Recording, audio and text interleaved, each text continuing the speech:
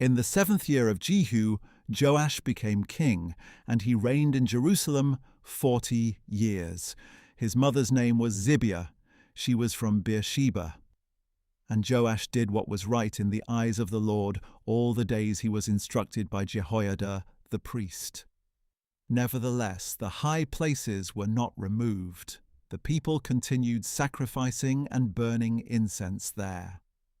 Then Joash said to the priests, "Collect all the money brought as sacred gifts into the house of the Lord, the census money, the money from vows, and the money brought voluntarily into the house of the Lord.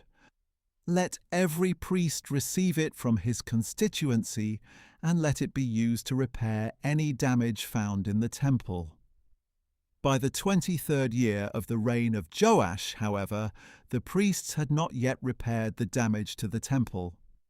So King Joash called Jehoiada and the other priests and said, "Why have you not repaired the damage to the temple? Now, therefore, take no more money from your constituency, but hand it over for the repair of the temple." So the priests agreed that they would not receive money from the people and that they would not repair the temple themselves. Then Jehoiada the priest took a chest, bored a hole in its lid, and set it beside the altar on the right side as one enters the house of the Lord. There the priests who guarded the threshold put all the money brought into the house of the Lord. Whenever they saw that there was a large amount of money in the chest, the royal scribe and the high priest would go up, count the money brought into the house of the Lord, and tie it up in bags. Then they would put the counted money into the hands of those who supervised the work on the house of the Lord, who in turn would pay those doing the work, the carpenters, builders, or masons, and stonecutters. They also purchased timber and dressed stone to repair the damage to the house of the Lord, and they paid the other expenses of the temple repairs. However, the money brought into the house of the Lord was not used for making silver basins, wick trimmers, sprinkling bowls, trumpets, or any articles of gold or silver for the house of the Lord.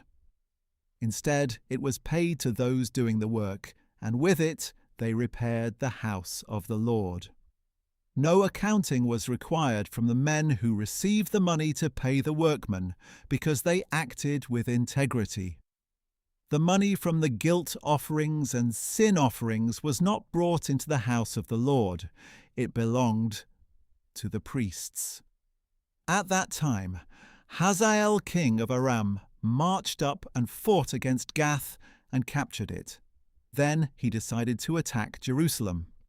So King Joash of Judah took all the sacred objects dedicated by his fathers, Jehoshaphat, Jehoram, and Ahaziah, the kings of Judah, along with his own consecrated items and all the gold found in the treasuries of the house of the Lord and the royal palace, and he sent them to Hazael, king of Aram. So Hazael withdrew from Jerusalem.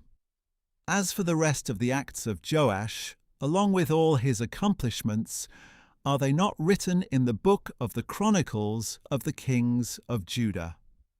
And the servants of Joash rose up and formed a conspiracy, and killed him at Beth Millo, on the road down to Silla. His servants Jozabad son of Shemith and Jehozabad son of Shomer struck him down, and he died. And they buried him with his fathers in the city of David, and his son Amaziah reigned in his place.